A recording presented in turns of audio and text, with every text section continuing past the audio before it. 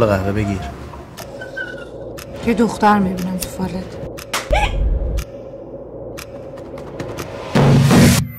من اینقدر احمقم که با چند تا مسیج و تلفن پا شده آمدم یه کشور غریب. قیافه شما خیلی بر من آشناست. کجا دیدمتون؟ یادم نمیاد. این اتفاقی افتاده.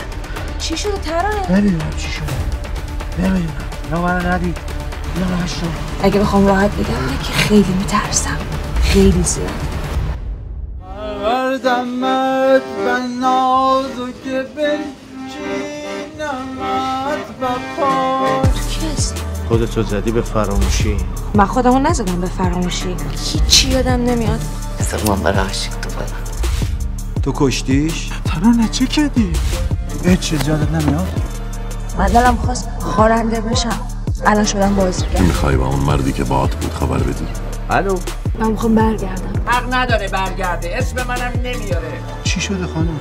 تو این چند ماه چه اتفاقی برات افتاده؟ خیلی چیزا سر اومده. Türk kahvesi.